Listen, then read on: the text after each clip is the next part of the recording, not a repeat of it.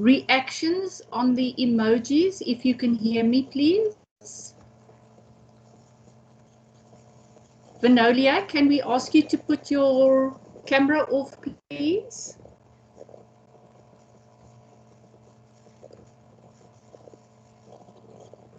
Vanolia, please put your camera off. Thank you. Okay, I have muted everybody at this stage. I see a couple of hands.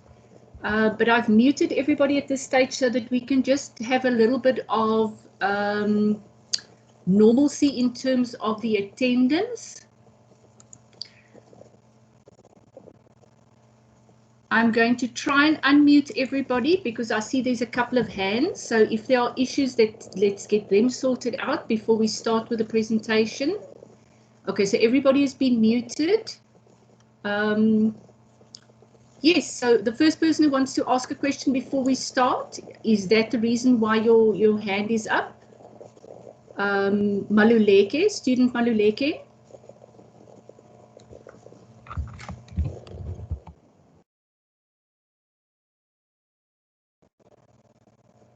Mr. Machete, can you hear me? Good evening, Prof. Yes, I can hear you. Prof? Prof?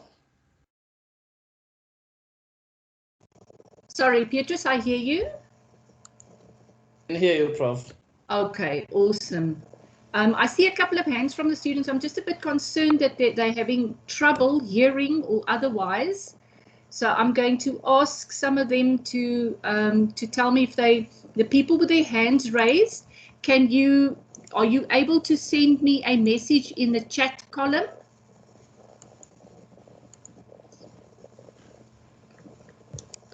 Okay, they can hear. Okay, it seems like the majority of the people can hear me. I have started the recording. So for those students who are still going to join, you will be able to access the recording tomorrow. Petrus, I'm going to leave you to be able to sort out your own mic so that you can, if you need to interrupt me, if you need to stop me about something, then you can just pop in because I'm going to be sharing my screen in terms of the PowerPoint presentation. Is that okay? That's okay, Prof. Thanks. Awesome. Thank you so much. Okay, colleagues and students, welcome to tonight's session. It has been quite a long time coming, and I am very pleased that we have quite a number of students joining us already. We look forward to many more, so there are about 32 in attendance already, and we are looking forward to many more still joining. What I'm going to do is I'm going to share my screen, and I'm going to put on the PowerPoint presentation so that everybody can follow me in terms of the presentation of this evening. Petrus, will you just let me know the moment you see the presentation, please? Yes, the presentation is visible, Prof. Okay, awesome. Thank you so much. Is it full page or has it got the columns on the left-hand side? It's got columns on the left. Yeah, it's supposed to be going to full page. I don't know why it's not going. It worked this afternoon, but let's try again. Okay, that should do the trick. Petrus, is it full page now? Yes, now it's full page. Awesome. Okay. So students, welcome to this evening's class. I'm really excited about this evening session because we haven't had very much communication since the start of this crazy semester. So you might be wondering why the class is being held at this time. It's simply because I took a poll earlier in the year and I asked the students, you and your colleagues, what times would best suit you? And this was the time that reached the most or received the most votes. That is why we will be having tonight's session at this time. But the next session will be during normal class hours. So I will do one session after hours and one session in class hours. I'm not using my camera because my camera is not functioning at the moment, and all you're going to see is a hazy glaze. So just for the sake of understanding why you can't see me, that is the reason why. I'm asking that everybody keep themselves muted and keep their cameras off. And then what we will be doing is I will be going through the first 3 units of the study guide for selected crimes and transgressions, FOR1502. So we will be going through Unit 1, Discipline, Unit 2, Miscellaneous Matters, and Unit 3, Absenteeism. The moment I'm finished with Unit 1, we will pause and we will take questions. Then we will do Unit 2, we will pause and take questions, and then we will do Unit 3, and we will pause and take questions. By tomorrow, the PowerPoint presentation will be uploaded on the module site under additional resources. It will be under 3 different documents because the document is rather large. Okay, so without further ado, there I am. So those of you who don't know me, that is Professor Benson on the left-hand side. As you can hear from my voice, I am indeed a female. I am not a sir and I'm not a male. I am very much female. I was a member of the South African Police Service from 1988 until 2007 when I resigned from the police at the end of February to join UNISA. I joined UNISA in March of 2003, where I have been very happily cum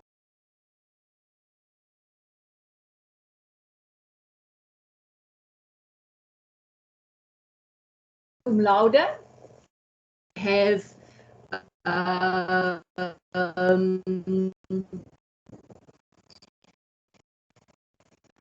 D.Lit et full in police science for 52, FOR2608 and FOR5907. I am responsible for 12 masters and 2 PhD students, and I am very happily married to Marco. Yeah, you can see Marco on the left-hand side. Yes, Beatrice? In the computer. Somebody's mic is unmuted. Can you please mute your mics? Beatrice, can you see whose mic is unmuted and try and mute the person, please? Yes, I think I can see. Let me try to mute. It's Nolutano Ngosi, I think is the one. Okay. Students, can we all just... Sorry, Beatrice? Oh yeah, his mic is muted, I believe. Okay, awesome, thank you.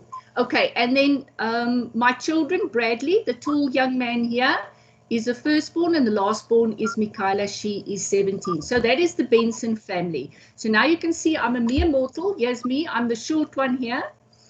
I'm a mere mortal, I'm a normal human being, just like you and I, just like you all. I have family, I have a husband, I have a household to take care of, and they keep me very busy. So a little bit of housekeeping before we go into the session tonight. As you all know, we are currently in a super semester. What does this mean? This means that because of circumstances beyond UNISA's control, such as COVID-19, such as the matric results coming out late, we had to extend our registration dates to make provision for students, new students joining, and students possibly coming from other universities. So we have decided to extend the registration dates, which UNISA did, and then they said we will have a super semester, so you have semester 1 and semester 2, but superimposed over each other. So we are running semester 1 and semester 2 together. And in the super semester, there are 3 primary role players. There is the student, that is you, and you are responsible for your learning and for administrating your learning processes. That's your registration, your assignments, and everything that goes together with that. You have the lecturer, that's me. I am responsible for tuition, what I'm busy with now. And then you have the administrative section, the people that run finances, the people that run registration, and that type of thing. So you can clearly see where the roles are and who is responsible for what. Then I want to alert you to the aspect of the module site. The module site is very important.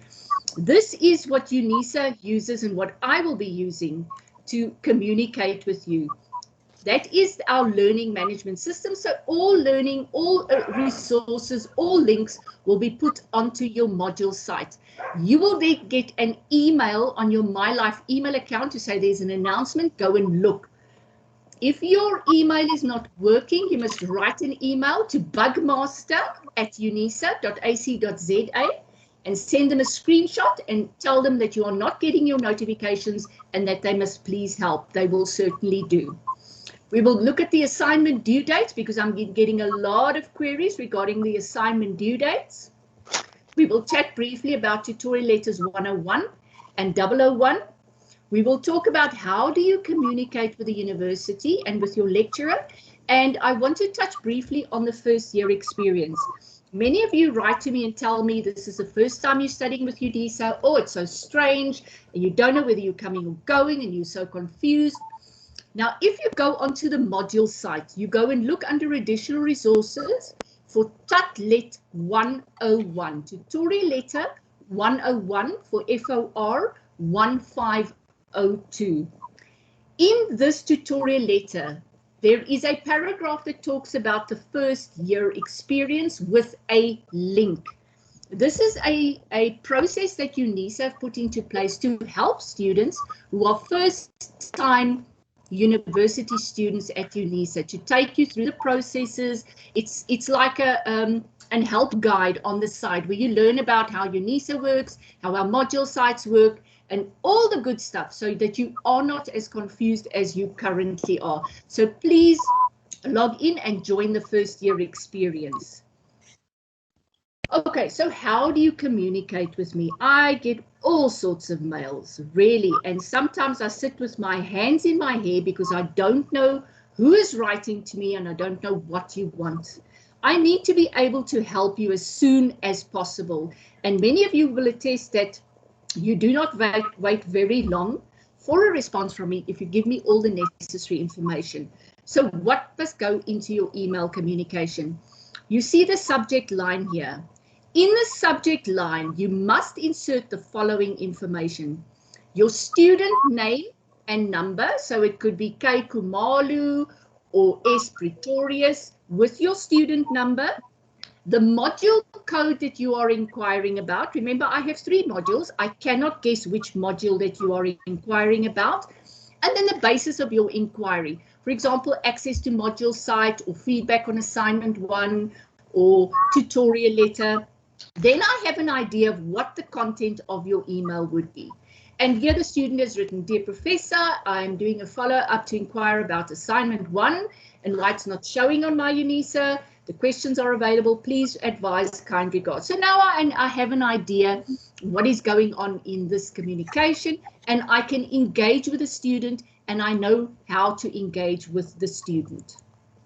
So this is another example of the emails I've been getting from a Gmail account. Now, what sometimes happens, this lands in my spam folder, and then students run to Hello Peter or the media and say, "Oh, Professor Benson doesn't answer her students," but I'm not aware of you because your email is lying in my spam folder because you have decided to send me an email from a Gmail account. The UNISA server does not recognize a Gmail, but it will recognize your My Life email address. This will go into my inbox and I will be able to access it and answer it. But now the student has opted to write the message in the subject line. "Good day, Prof B. It is my first year this year, Professor. I made a mistake on FOR1502, the online assessment, by opening it and screenshot before I answer the question." Okay, so I don't know what the student wants. I have an idea, but now I must write back to the student, say, "Please use your My Life email account. Do not write in the subject line, write in the body of the text." I can see this was sent from a phone, so this is possibly why the mistake happened. And then the last one. "Morning. Please assist me. I'm struggling to find JRoot on my UNISA to submit my assignment." No subject, no student number. This was the name of the lecturer. One of the lecturers gave me this email. Nothing. Now that's akin to being sort of popping into somebody's conversation and say, morning, please assist me, I'm struggling to find this, without saying, good morning, this is student so-and-so, I need your help with this, please can you assist me, kind regards, whoever. Basic manners. So let's make sure when we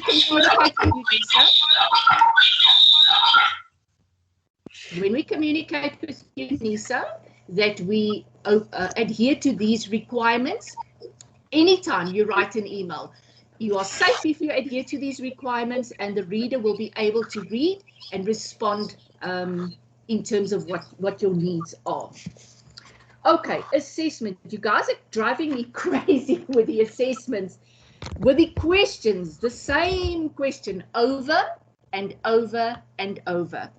So let's pause here quickly. I'm going to take a sip of coffee and then I'm going to share something with you. So my module and Mr. Marchetti's module, FOR1501 and 1502, form the foundation of the qualification Forensic Science and Technology for the BA. And fundamental to an investigator is being observant, being inquisitive, looking for clues, reading, searching. But I'm getting the feeling that some students do not like reading and some students do not like searching, because all the questions I've been getting are all available on the module under the discussion forums. So let's take a breather quickly. Assignment 1 and Assignment 2 for FOR1502 are both online multiple choice question assignments. They both count 40 marks each. The moment you open this assignment, let's talk about Assignment 1 quickly. The moment you open this assignment, you click on Next, and then you start answering your questions. You cannot take screenshot, because now I'm going to look for the answers, because when you get to the end, you cannot go back. And if you press submit or log off, guys, can we mute our mics, please?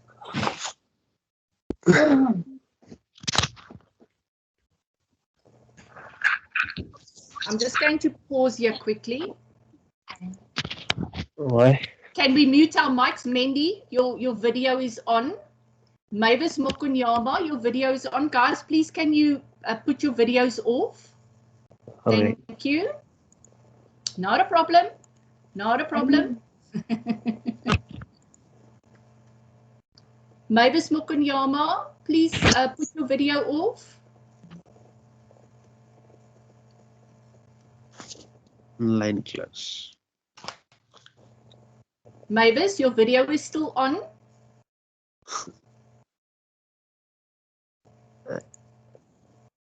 Hi, Bo.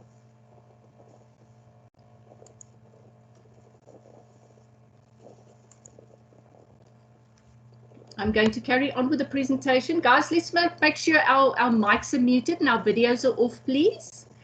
Okay, so we were talking about Assignment 1. Assignment 1, you can only go forward. There is no time limit for Assignment 1, just as long as you have connectivity. So I can open it at 8 o'clock this morning.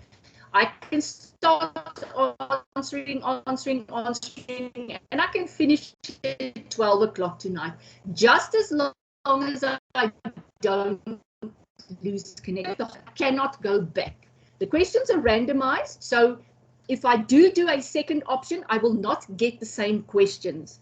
If Beatrice and I sit next to each other, we start the assignment at the same time, we will not get the same questions because it's randomized. Assignment 2 works exactly the same except for one difference. This assignment is timed.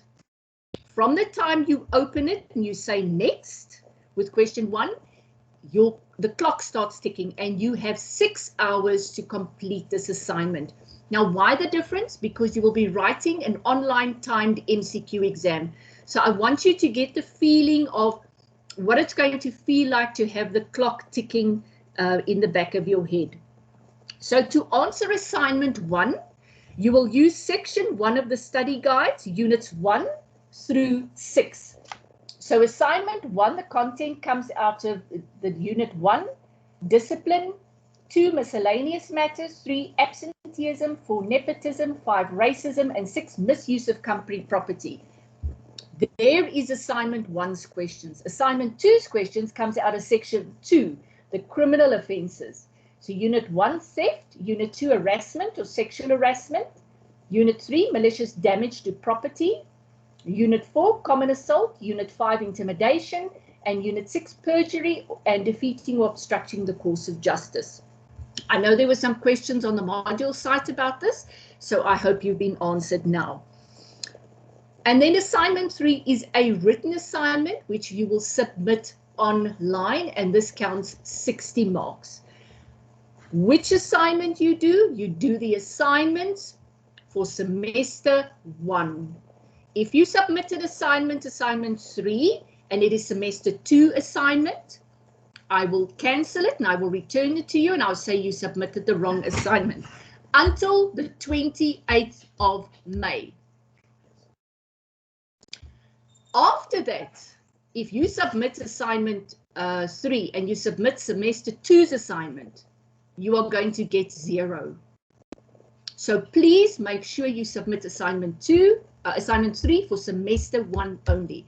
And this you will find where?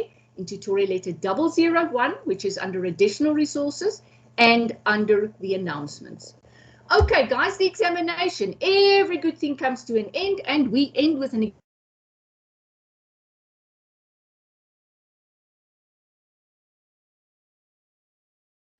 it is also randomized, and you can also not go back.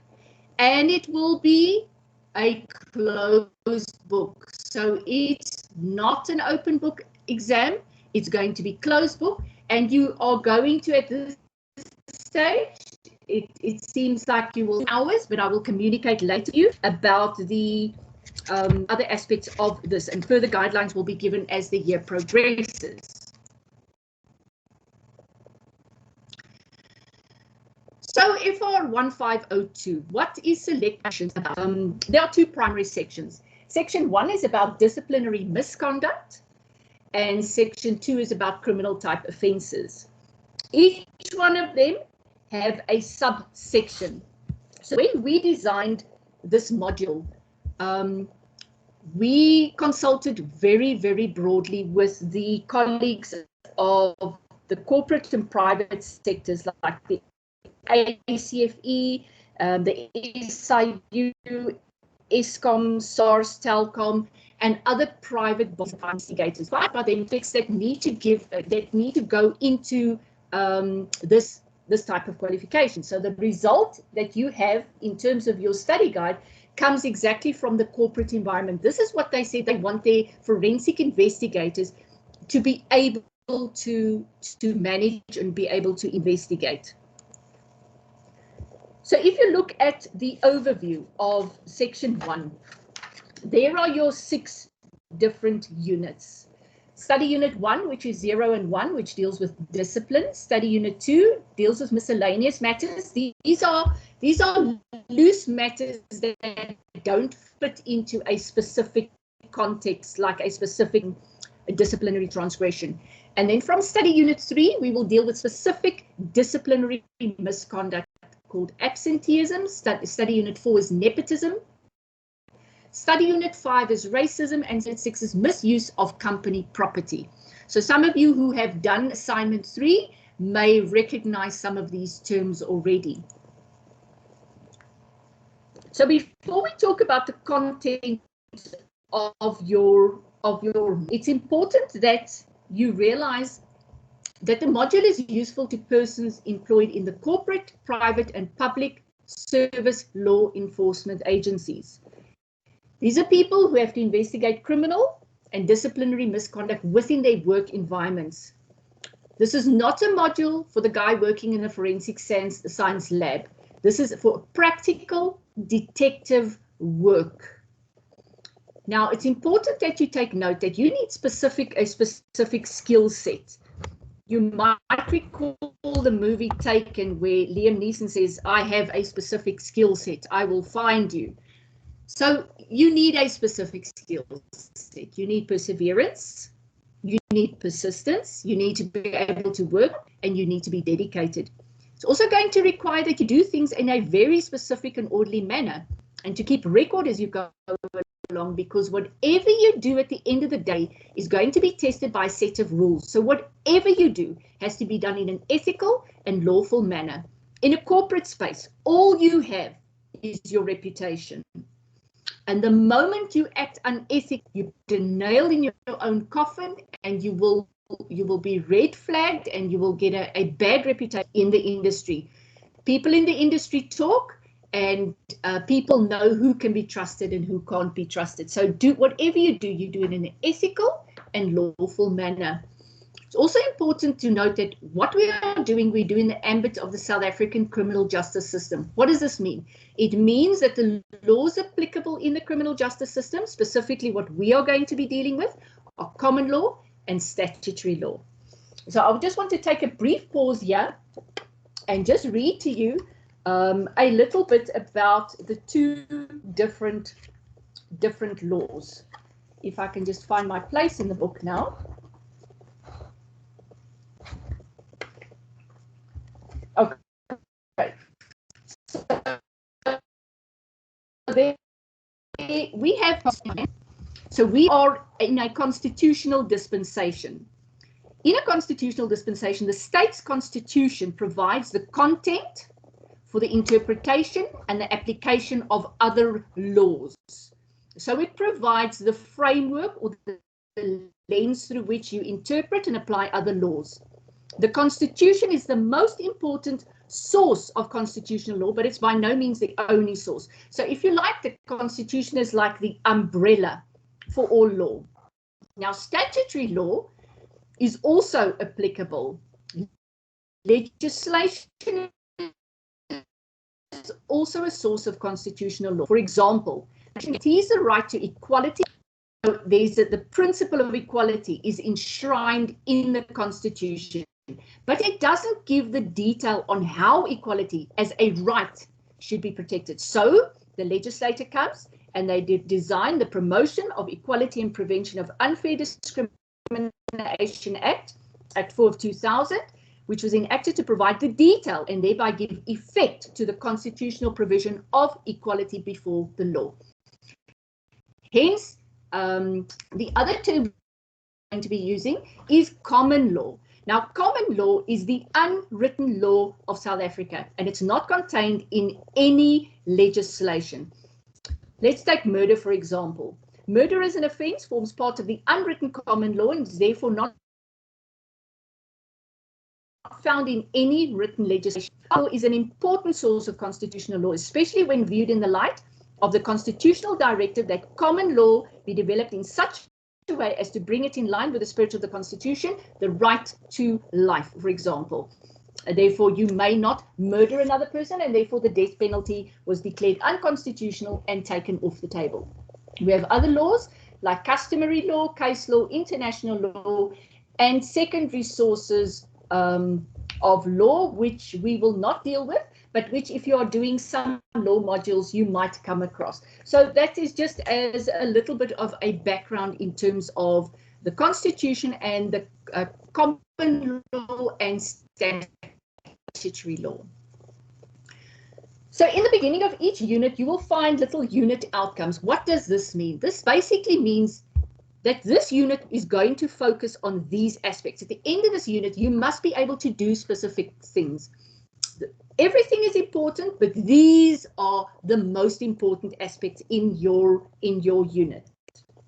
I'm just going to take a sip of coffee while you each take a deep breath quickly. So unit outcomes for unit 1. At the end of the unit, what must you be able to do? You must be able to distinguish between conduct, which may be deemed as very serious misconduct,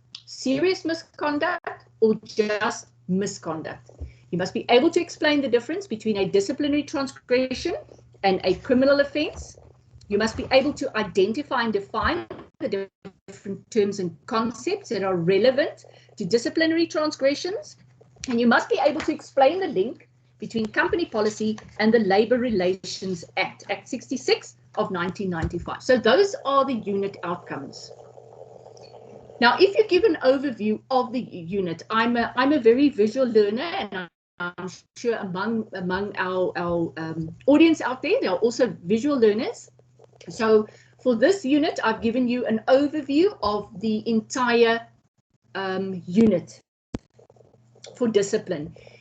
If you've worked on learning on the lesson unit 1 on the module site, you will be familiar with this, and you will know that I discussed this in detail there as well. So we will be looking at the following aspects in terms of the presentation. We will look at rules and society. We will be looking at organizations and the rules and policies in organizations. We will consider when do you start investigating. We will discuss a little bit about codes of conduct. We will talk about poor performance and how that informs misconduct. We will talk about misconduct and the different types of misconduct. And then I want to take a brief pause.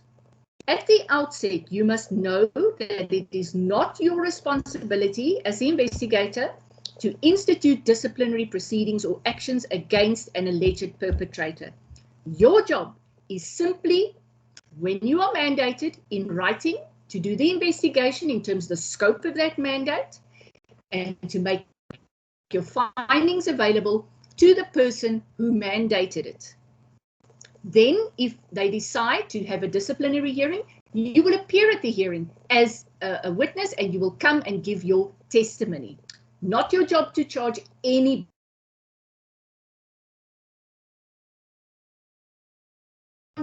And then what aspects do you look at when you investigate any form of misconduct?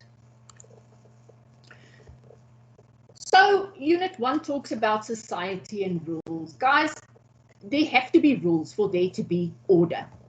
If there are no rules, it's a madhouse. I mean, you see a lot of 3-year-olds that run into one of those playpens with all the balls and they jump all over and they bite each other. There are rules, but if you do not enforce the rules, those rules mean nothing. Some rules are written, some rules are unwritten. But for rules to be of any value at all, they have to be enforced. The traffic officer that stands at the side of the road, he is called a law enforcement officer because his job is to enforce the traffic rules of speeding and safety belts and wearing masks when you're together in the car and that type of thing. So he is there to enforce the law. Similarly, in companies and in corporate environments, there are rules. Rules are there so that people feel safe in an environment. Everybody knows what's expected of them.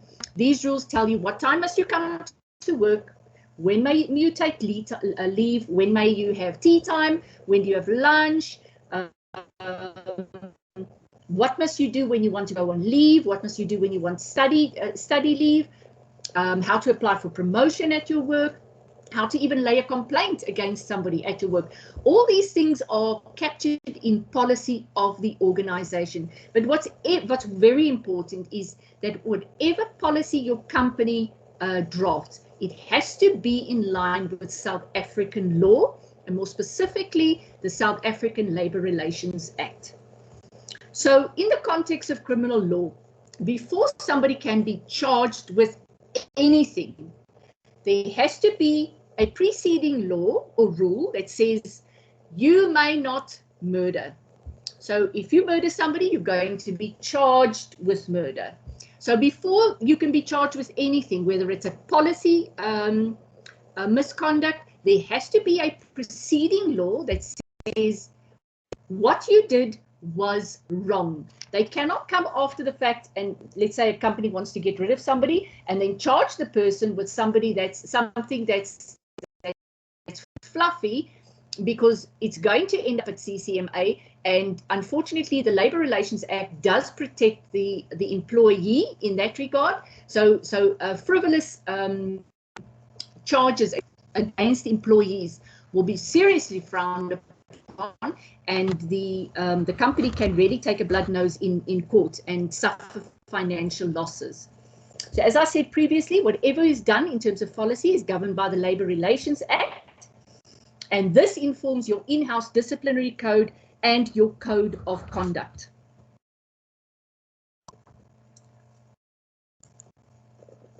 So there are different codes of conduct. I'm sure you've all seen the code of ethics and the code of good practice. Now, these are all designed in terms of the Labour Relations Act. The Labour Relations Act guides how these codes are drafted, and specifically Schedule 8 of the Labour Relations Act is a very interesting code, and you can go and read up on it. It's the Code of Good Practice Dismissals, and it provides for matters relating to the handling of disciplinary misconduct and dismissal in a workplace. Remember, you may never dismiss a person without a fair disciplinary hearing. So in terms of codes of conduct, people do silly things at work. You will hear words like disciplinary process, misconduct, transgressions, insubordination, poor performance. And it's important that you are familiar with these terms. It's important that you are aware of these terms and what they mean.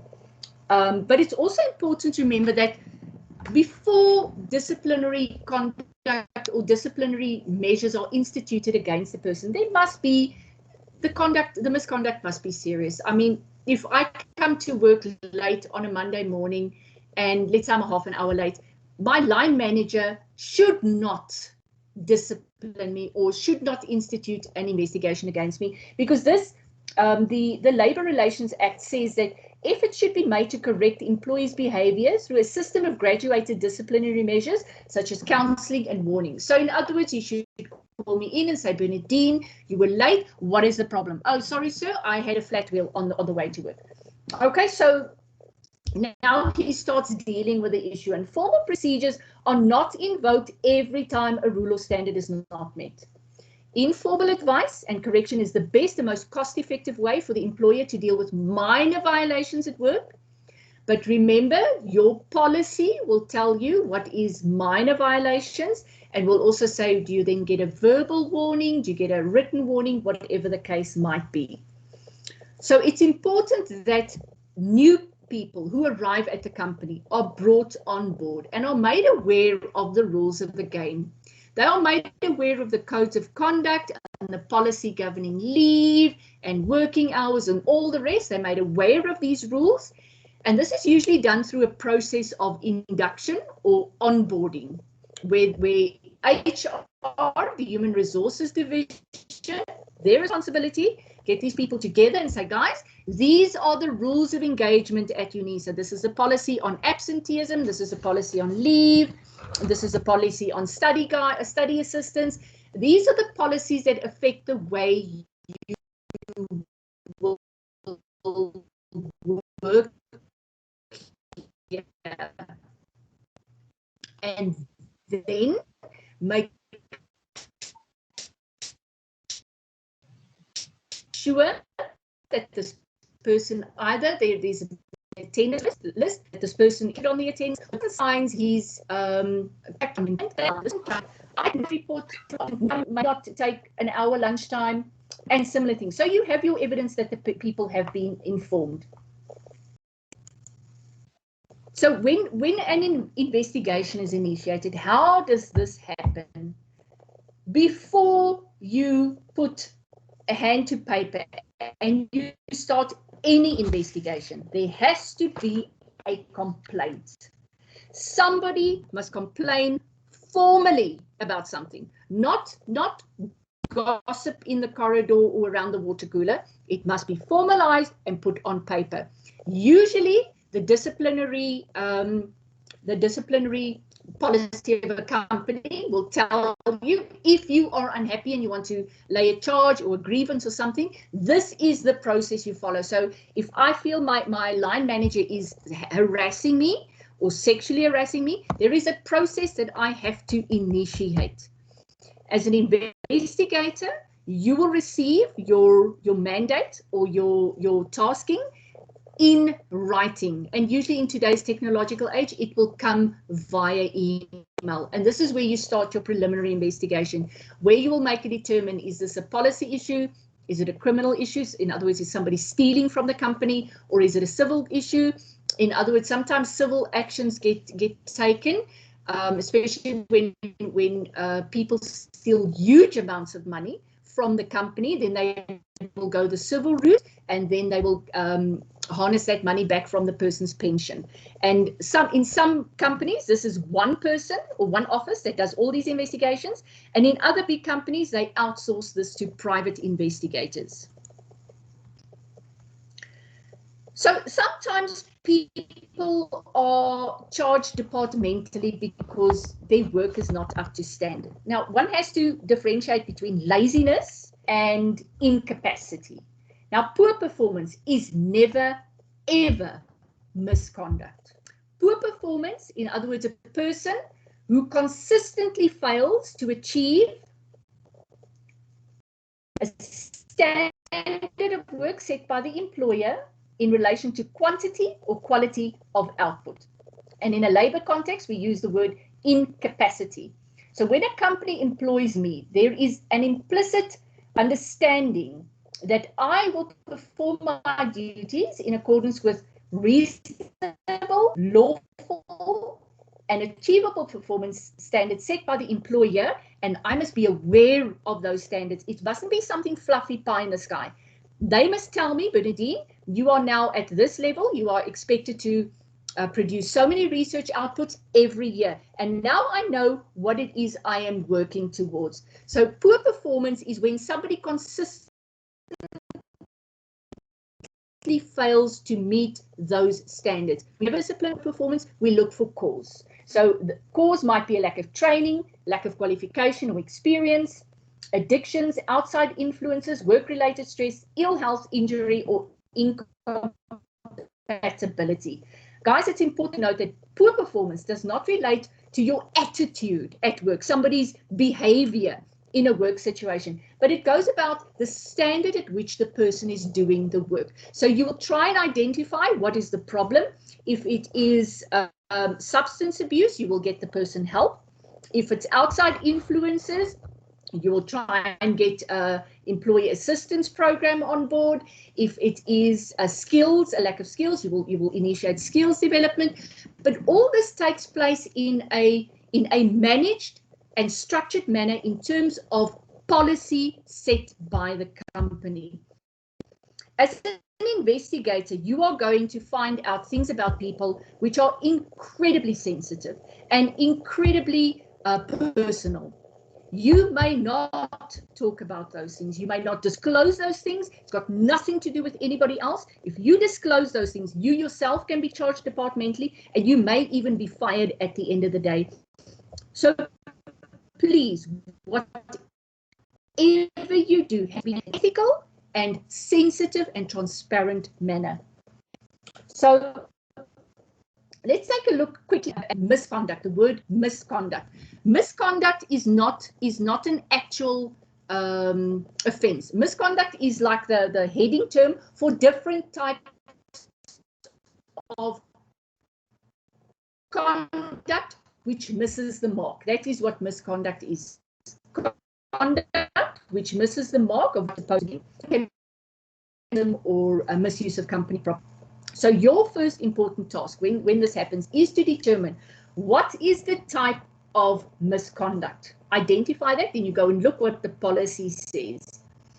Then you must always remember who's to blame. It's always the employee who is the one who will be investigated in this instance.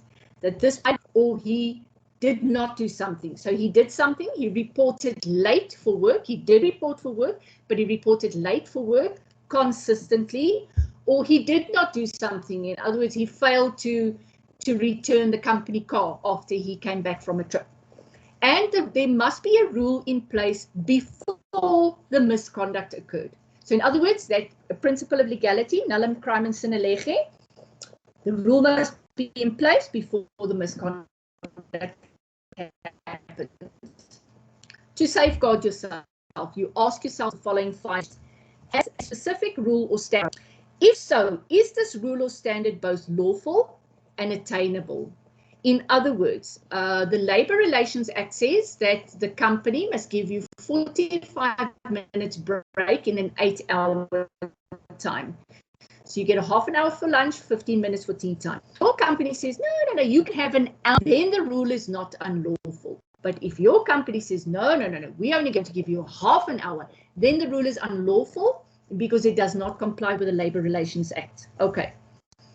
If the rule is lawful, did the person know of the rule, or could the person have reasonably been expected to know? Nobody has to tell you, you must come to work every day. It's half logic. It's what the employer expects of you because he's paying you to do a job. Nobody should have to tell you, you must work from 8 until 4 are your work hours. It's in your contract. So there are some rules which the employee must reasonably know that, guys, if I leave my laptop out in the rain and it's going to rain and the laptop is damaged, my company can charge me for misuse of company property. And although I don't specifically know of a rule, I know I must take care of company property. So I'm sure you're following where I'm going. And then last but not least, has the rule been applied consistently? In other words, last week when the CEO left his laptop in the rain and it got damaged, was he charged? Yes or no? This week, when a junior colleague does the same, is the person going to be charged? So is the rule being consistently applied? And if all the answers are yes, you are rather safe that this is a legitimate pursuit of the investigation. Let's quickly stand still by levels of misconduct. So in company policy, your company will tell you there are different levels of misconduct. So you will get different offences and different sanctioning for different offences. There are 3 levels in the study guide. You must know them all. Conduct which is considered very serious, conduct which is considered less serious, and then just serious misconduct and less serious misconduct. So it's very serious misconduct and less serious misconduct. You must know them because you will meet them in the examinations. Okay, how do you investigate misconduct? So before an investigation, there is a formal complaint in writing.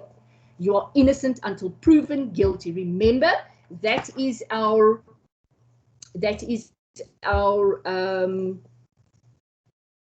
viewpoint in the South African legislation. What is conduct? That stage, you will prove the allegation. Remember, not all cases go to trial, but you conduct your investigation in such a way as if trial is a given. In a disciplinary investigation, your standard of proof is on the balance of probabilities. In other words, how probable is it that what you are saying is true, backed up by fact and evidence? Quality evidence is always better than quantity. So go for quality evidence. Maintain the chain of custody. You learned about the continuity of possession in FOR1501. All this means is that if I seize a document, the document that's produced in the resultant report, there must be a chain of custody. I must prove that this document is unaltered. And then last but not least, statements. Statements are a primary source of evidence. They are either sworn under oath, where you say, so help me God, but some people do not believe in God, so then they take an affirmed statement. Then the statement is just an affirmed statement. And then you have a serious admonition to tell the truth, and this usually happens in the case of children or intellectually challenged people giving testimony. So the disciplinary procedure is guided by the Labour Relations Act. And usually in such an instance, the following people are present. You have your chairperson, representative from management. The chairperson is usually an HR person who specializes in this. Representative from management, somebody trained. The employee who is being charged. A rep of the employee, which is usually an in-house colleague or a shop steward. A witness, witnesses for either side, an interpreter. These are the people involved in the proceeding. And this is the process that happens, guys. Your company policy will set out what the process is. Deviation from the process will end you up at the CCMA, and your company might suffer financial losses if they are told to pay somebody who has been fired and it was an unfair dismissal, and then they get sanctioned to pay that person 6 months' salary, and then it's a knock for the company. So I think we are done with the end of Unit 1, and I'm going to end the PowerPoint presentation here, and I'm going to go back to the screen so we can see if we have any questions. Conversation. Okay, I don't see any questions. I see some Kira Tucker. Guys, are you able to hear me clearly? Beatrice, are you hearing me clearly? Yes, Prof, I can hear you clearly. Okay, were there interruptions during my presentation? One of the students complained? I did not experience it, but I saw the text from one of the students. Okay. Kira, I'm very, very sorry. I hope the connection or the recording is without hiccups, and I hope you're able to see the recording and to get everything you might have missed in the recording. Okay, guys, can we have some questions? Let me just see if I can unmute everybody.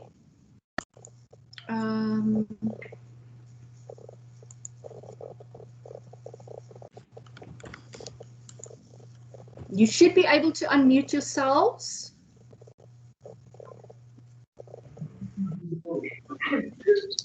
Okay, can we take hands? And I'm going to take the first 3 hands for questions. Oh, everybody, guys, make sure your mics are muted. Albertina, do you want to ask something?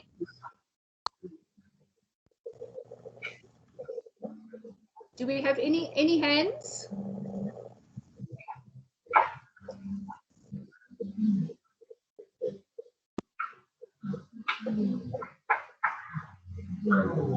Okay, I see it's already 5 to 7. If there are no immediate hands, I'm going to push on with Unit 2.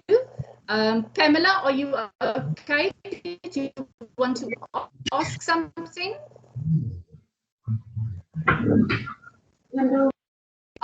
Where?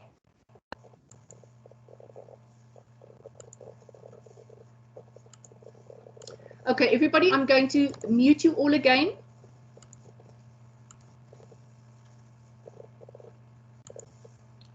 And I'm going to carry on with the presentation.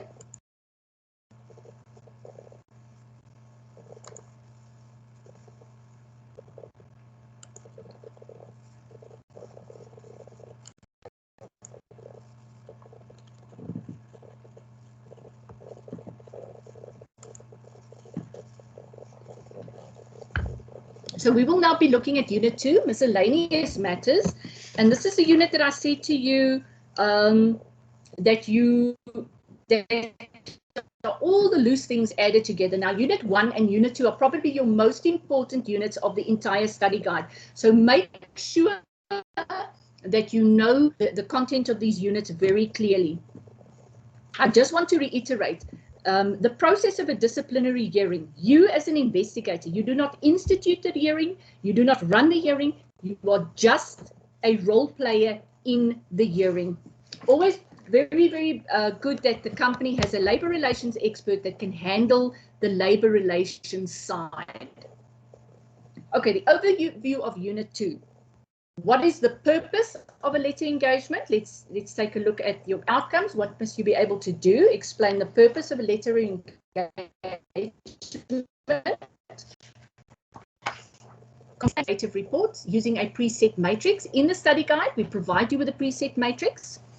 You must be able to distinguish between civil, criminal, and departmental trials, differentiate between procedural fairness and substantive fairness, and identify non-compliance with these processes, identify identify the role plays in a civil, criminal, and departmental trial, and explain the required standard of proof for all three criminal, civil, and departmental trial. Use the 5-question rule in an investigation, that which you learned in FOR1501, and make use of in-text references and compile a reference list. A quick shot in the dark there. So we have a presumption of innocence. In other words, you are innocent until proven. In North Korea, Myanmar, Japan, and China, their presumption of innocence is you are guilty until proven innocent. So aren't you glad you live in South Africa? So there are 3 different types of tribunals. Now, actually, a tribunal is basically just a formal forum, a legislated forum at which a trial or a mitigation or a consultation takes place that is formalized. So you have the criminal, the mental forums or tribunals. The first one, the criminal, is based on African law. So in other words, if you disobey the law, you will be charged and you are taken through the criminal justice process in which you are criminally charged. The standard of proof in this tribunal is beyond reasonable doubt. Not without any doubt, but beyond reasonable doubt. So 50 plus 1. Investigation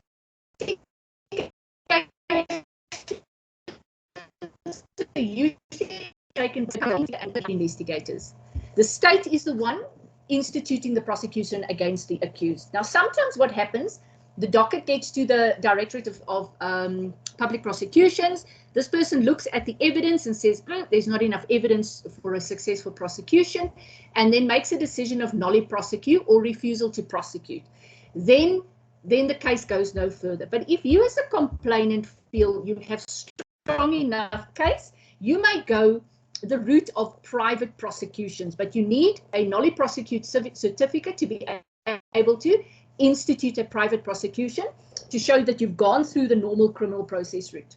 However, this is very costly and very time consuming. The next tribunal is that of the civil tribunal. This is when civil action is instituted by an aggrieved party or the plaintiff against the defendant. So my neighbor drives over my dog and I have to take my dog to the vet. 20,000 Rand later, I lay a charge of malicious damage to property. The public prosecutor or the prosecutor throws the course or decides to not prosecute because they feel it's a frivolous case. Then I go the civil route, because the civil route is there to put me in the same position I was before the incident happened. So I pay 20,000 Rand, so I now want to claim the 20,000 Rand back from my neighbor. Civil cases are also very expensive and they take a long time, and it requires the presence of a lawyer. They may make use of an investigator to gather evidence for the trial, and the standard of proof is on a balance of probabilities. Last but not least, departmental hearing. Actions result from a disciplinary transgression, which is in contravention with company policy. These matters are governed by the Labour Relations Act, and it's usually, the investigations are usually done by an in-house investigator that will, once the investigator has done the investigation, the findings are presented in the form of an investigative report. Standard of proof is on the balance of probabilities, and management makes a decision about further actions. You, as the investigator, do not make that decision. So I'm sure that you can see cluster by cluster what is important as each. So beyond reasonable doubt is a reasonable doubt means that there are reasons backed up by evidence for the doubt and not just a gut feeling. So there must be evidence that back up the reasonable doubt. So let's take a look at the investigative cycle quickly. Everything starts here. Everything starts by the mandate or the tasking. Incident happens, the person complains, or the line manager says, no, you've come to work too often late, there will be a formal complaint registered against you. That tasking must be in writing, and there must be parameters in terms of the taskings. Let's say, for example, absenteeism.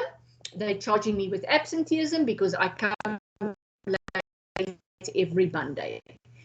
Then the investigation commences. If there's a crime scene, there's a burglary, some crime scene, the victim, witness, and suspect is also involved.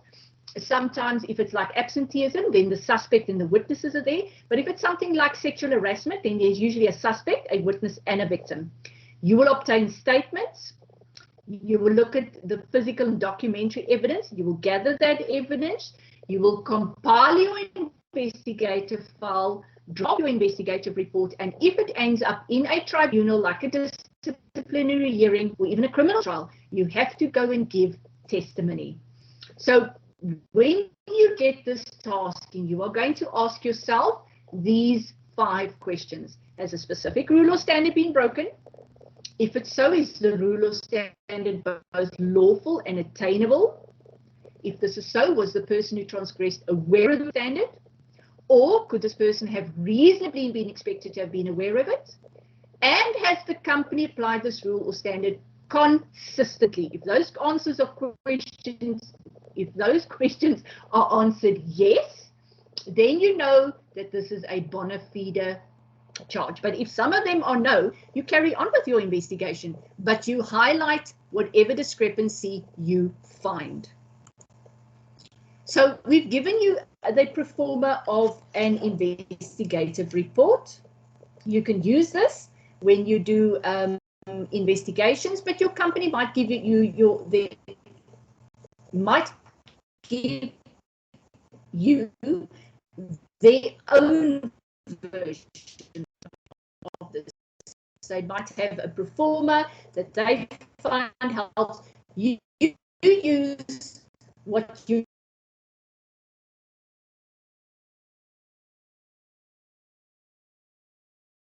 in a mandate or specific framework. Thus, the investigation will be specific and focused. All investigations are conducted within the scope of law, the applicable disciplinary codes, and the mandate set by the manager or the client. You will get a task of a letter of engagement or a mandate to do an investigation, which will give you the scope of the investigation. So important that you don't take any form of investigation unless you've been authorized by the person who may authorize you to do so in writing.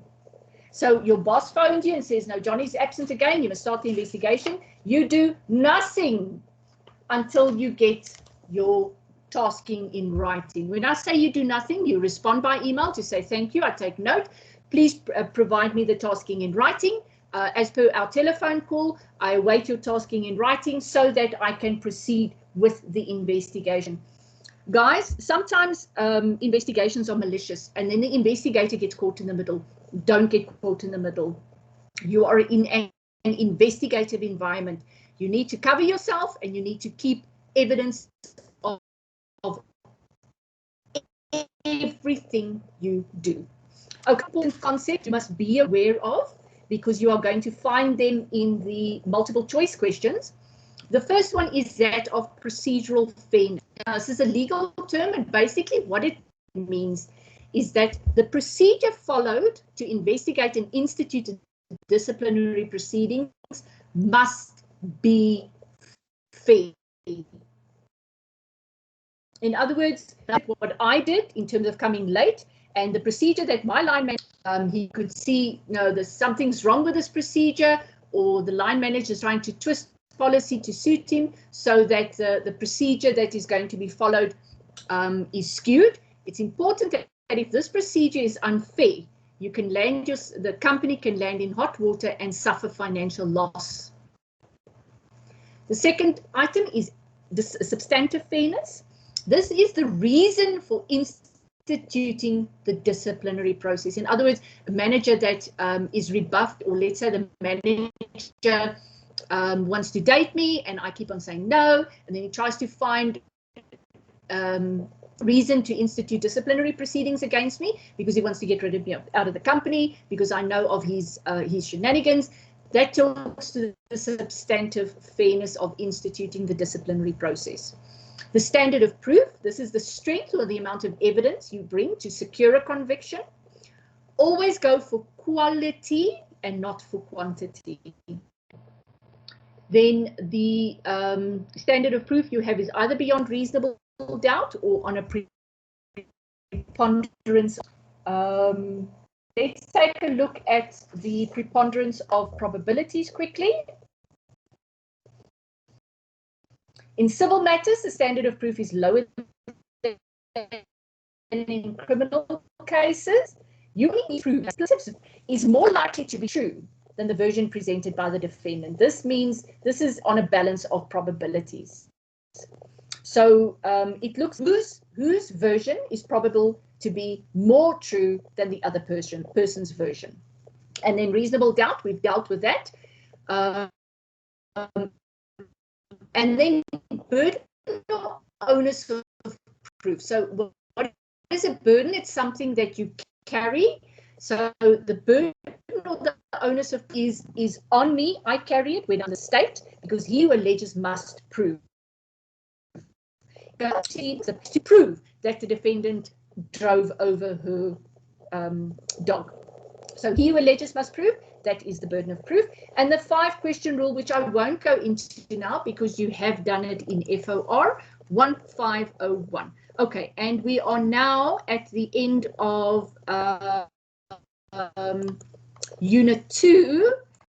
Let's take a look at if there are any questions. Okay, let's see if there are any questions in the conversation.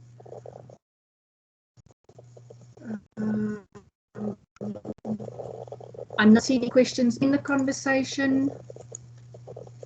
Can I have hands to see if there's anybody who would like to ask a question?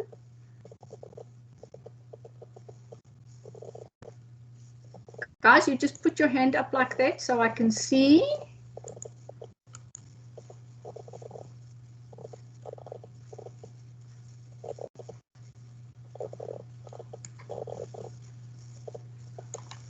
Okay, I'm seeing one hand. I cannot see who it is.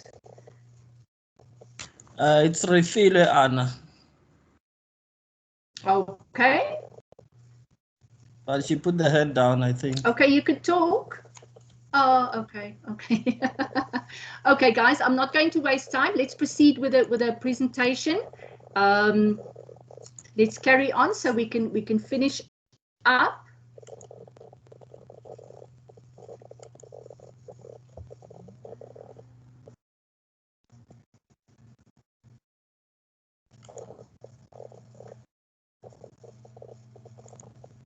Okay, Petrus, are my notes clear?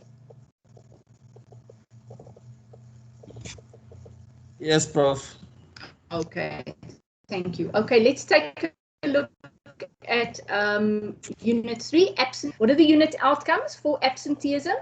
You must be able to identify conduct. So in other words, somebody's doing something which amounts to absenteeism.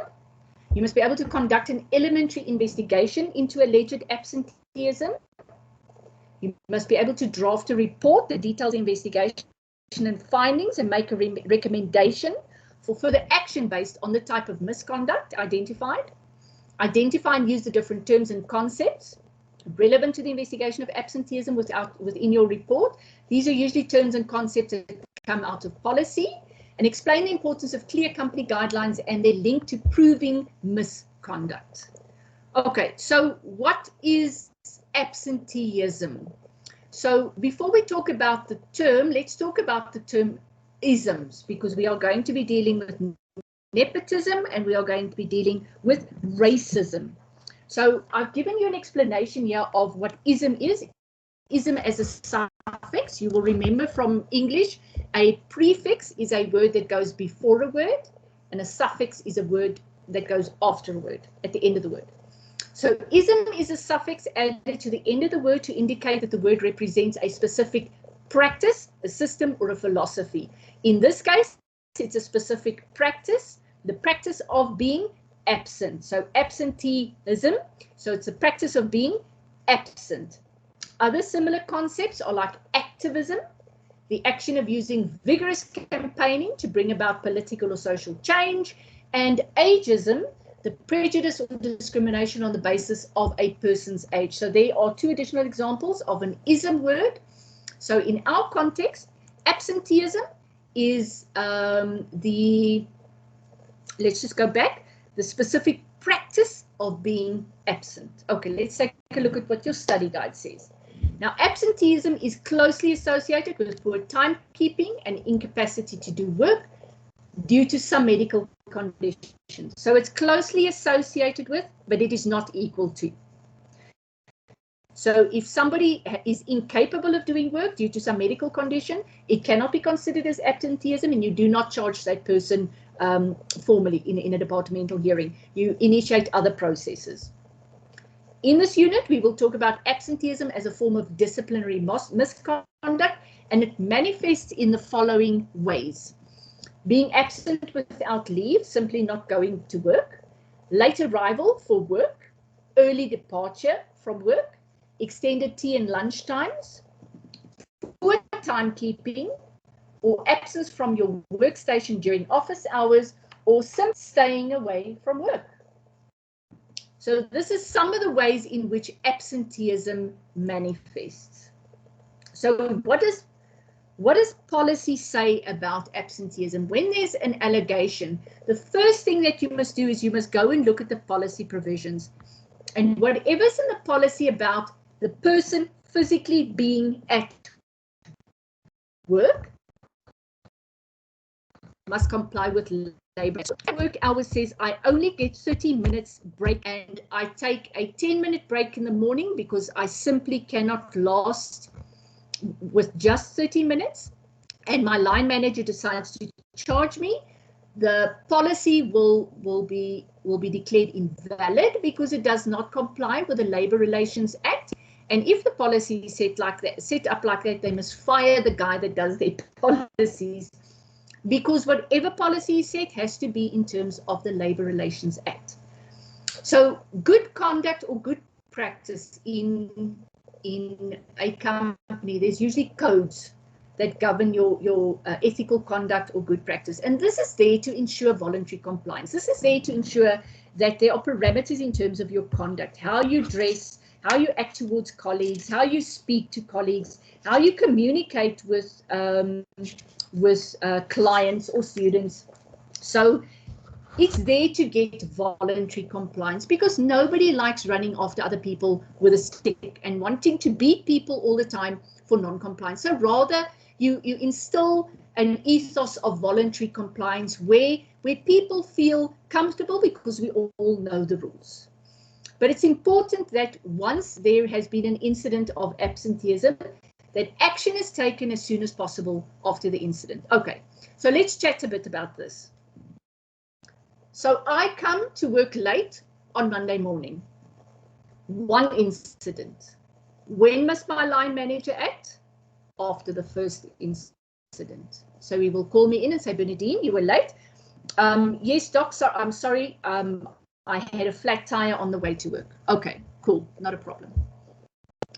2 weeks later, Monday morning, I come to work late. Bernadine, why are you late? No, my car broke down. I'm sorry. Okay, you've really got to start looking at this. You cannot make a habit of this. 3 weeks later, I'm late again.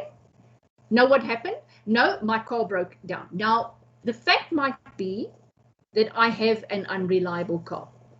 And it might be possible that my car leaves me stranded next to the road on the way to work. That is not the employer's responsibility to work on time. It's my responsibility. So then I have to either take public transport, or I have to get a more reliable vehicle, or join a lift club. But what is happening now is there is an ism starting to happen, a practice. Now, sometimes this happens when people come to work or don't come to work Mondays because they party too hard on the weekends, and then Monday they don't feel well, so they take a sick leave day, and then they come to Tuesday, Wednesday, Thursday, Friday, and but every so often the Monday thing, sick leave. And this may result in a pattern that's starting to happen, that where you make yourself absent, and the company might decide to take steps against you because they are not getting return on their investment. But they won't charge you the first time. They will go into a process of, Bernadine, what's wrong? Why aren't you coming to work on Mondays? And they will try and find out what is causing this misconduct.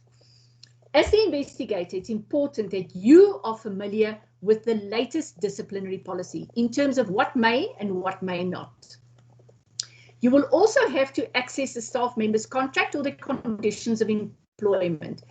For example, I might have a formal agreement with my line manager that I may start work at 10 o'clock on Mondays and Wednesdays because every Monday and Tuesday I give class after hours from 6 in the evening until 8 o'clock at night. Therefore, there's a formalized agreement in writing in terms of preset policy that governs this type of things that I may do this. The dean cannot now come and charge me with absenteeism because there is a formal condition of employment in place. But it's important that this condition is formalized. It cannot be a gentleman's agreement or a buddy-buddy or an off-the-record thing. It has to be formalized. In some instances, absenteeism is a dismissible offence, especially in terms of first offence. All depends on how your policy is written. And for absenteeism, there can be things like a verbal warning, a written warning, a final written warning, or even a dismissal. It all depends on which company that you are working for. For example, if I'm an auditor and I'm missing on a Monday morning, not such a big deal. But if I'm a police official and I have to guard a specific building, that's a big deal. Okay, so I've given you an example here of UNISA's policy. This is the disciplinary policy.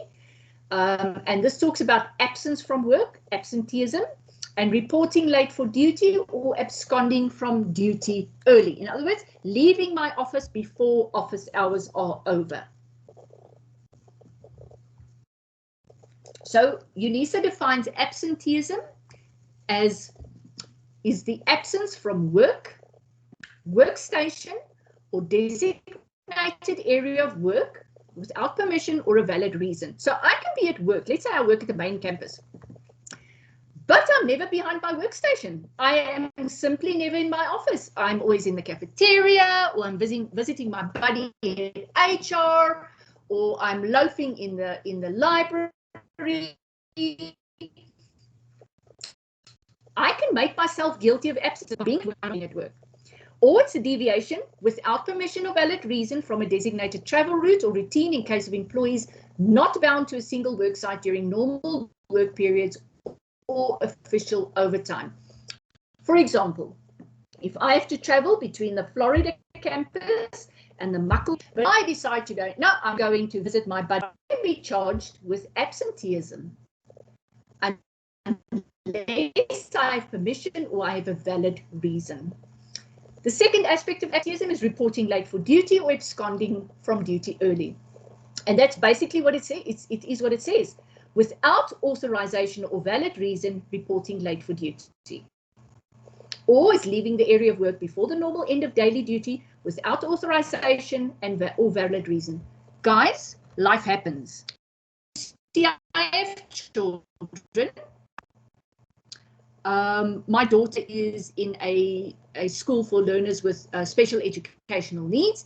So sometimes the school phones me and tells me, Bernadine, there was an incident at work today. You need to come and fetch Michaela.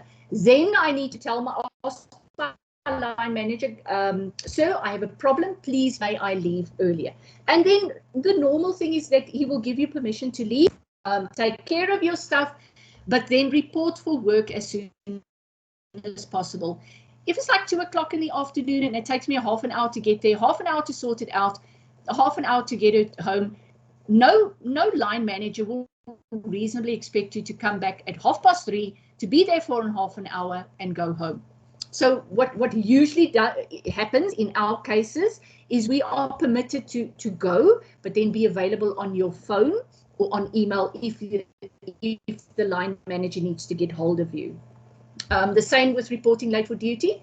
If you get stuck in traffic or your car breaks down and you're going to be late, call your line manager or call the departmental secretary if you cannot get hold of the line manager. Call somebody who is more or less in position of authority or your senior and advise them, I have this problem, get it on record.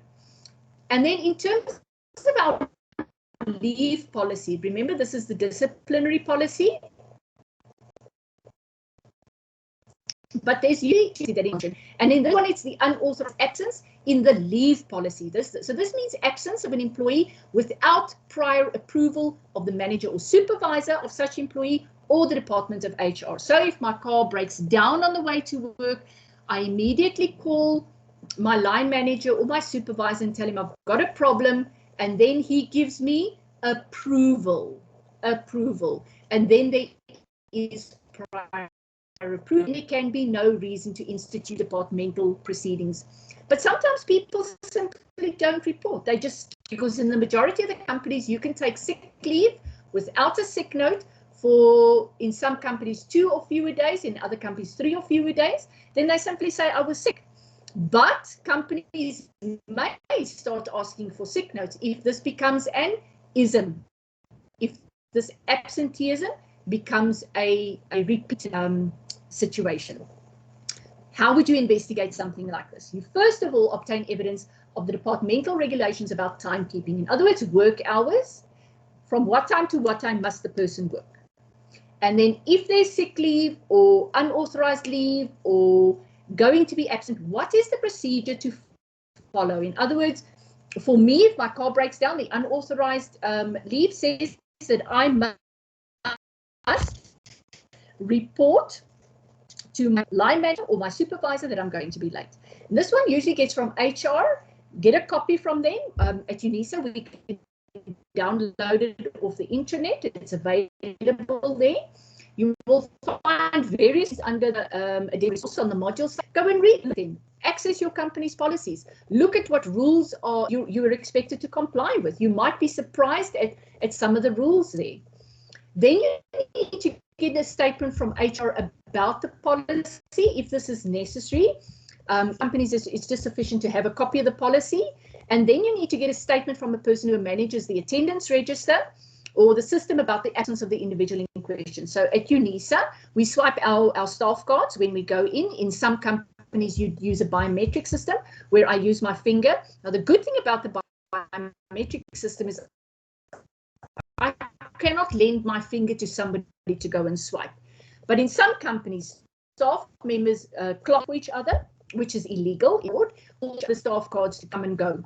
That's also illegal because you are bringing the employer under a misinformation, misrepresentation of your presence at the let's say the campus. So you will get a copy of the register or the biometric system of the day.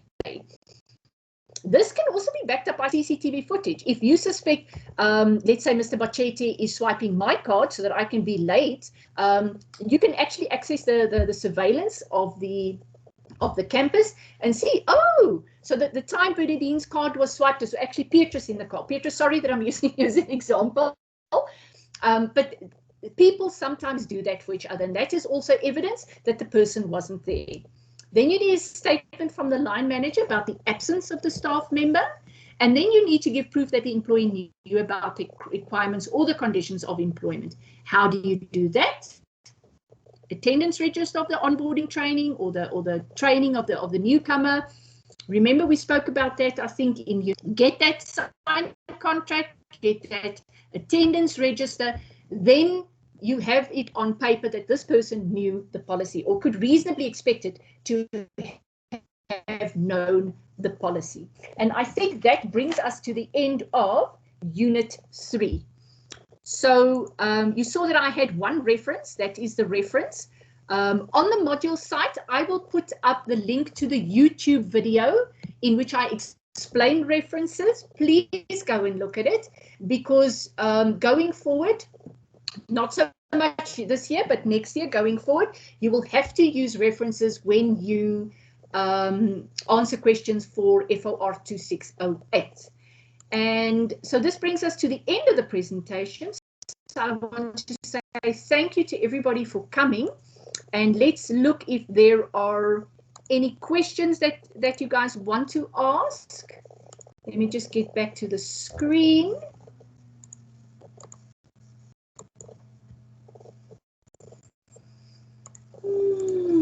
Okay, stop sharing. Okay, are there any questions at this time?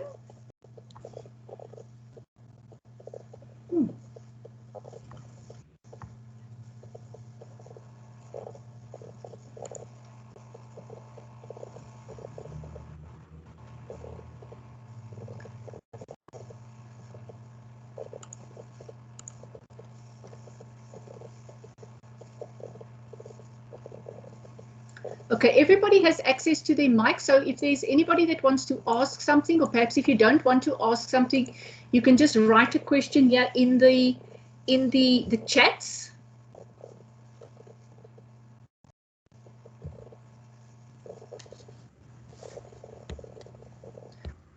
Okay, I see that there's a question up there. You asked about the assignment scope. I see Petrus did say we're going to put the recording available.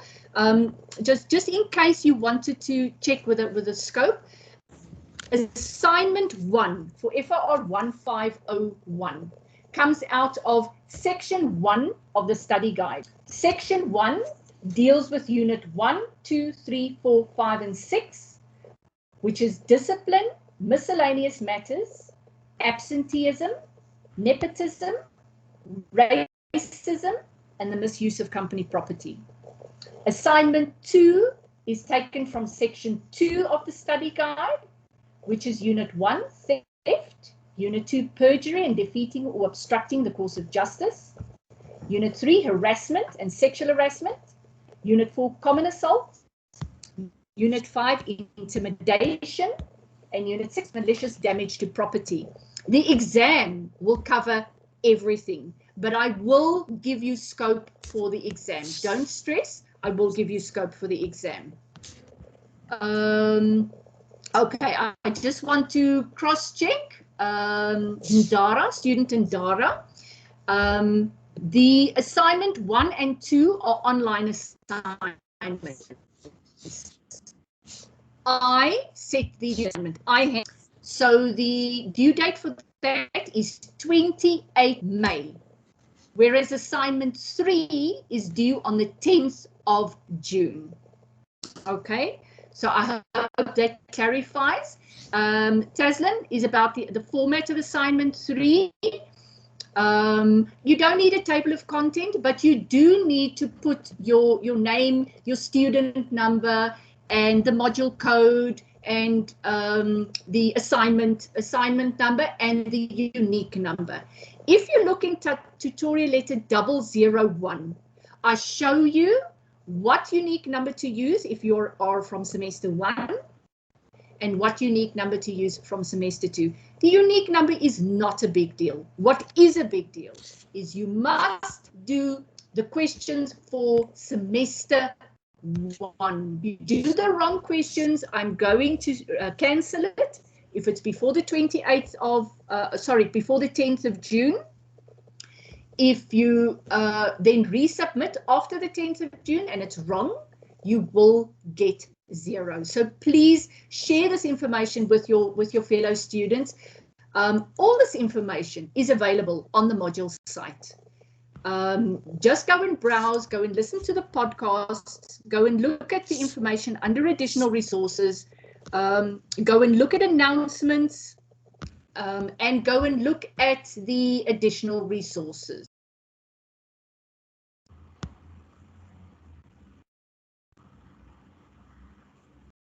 If I just wrote my student number without my name and surname, is that a problem? Not at all. Remember, you are going to submit the online assignment through your module portal. So it's automatically going to tell me who the student is. But if something goes wrong, I need at least your student number on the assignment. So no, that's not a problem if you didn't give your name and your surname. Not at all. Okay, are there any questions? Any further questions? Mr. Bacchetti, is there something that you want to add? Is there something that you picked up that you think our students must be aware of, or even I must be aware of? Nothing, Prof, from my side. The session is great so far. Okay, awesome, awesome. Okay, guys, so I'm going to bring this session to a close. Let's not waste data and waste time. I'm sure we all want to get back to our families. So I thank you, each one of you, for coming, for also coming. The recording will be made available on the module site. Go and look under additional resources, or I will put it under announcements. Just check your announcements. I see we have another question. Okay, even those registered for semester 2, are we supposed to write assignment 3 for semester 1? Yes, please, Anastasia. All the assignment questions are those questions that have been designed for semester 1. Remember, the 2 semesters are running concurrently, so we have decided that everybody will write the same assignments, and we have selected semester 1's assignments to be those assignments. So any other assignments, I'm going to mark you wrong. Do you need to give references for assignment 3? At this stage, Bukelwa, no, you do not have to give references for assignment 3.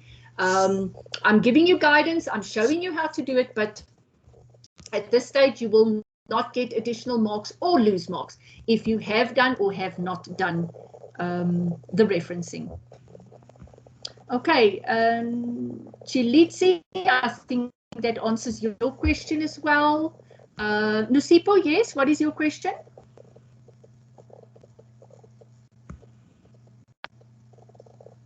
Nusipo, you can put your question down.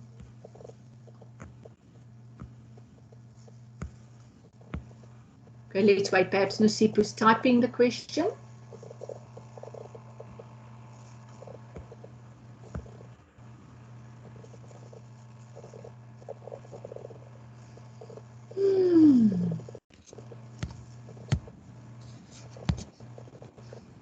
Snehlansla, please put your video off, your camera off.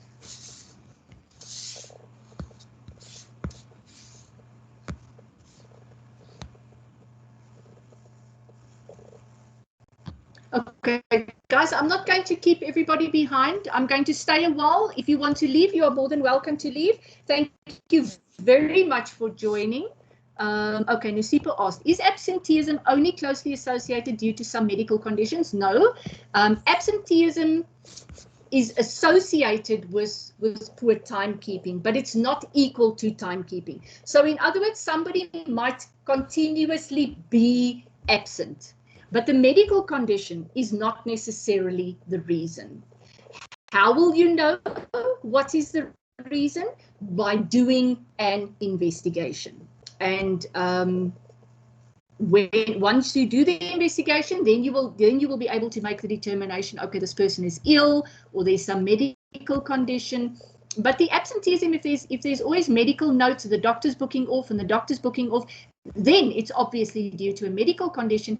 And I mean, then you don't have to have an investigation. Then you follow another route. And in terms of UNISA, there's a specific route for people who have comorbidities and who have special medical conditions that they cannot come to work.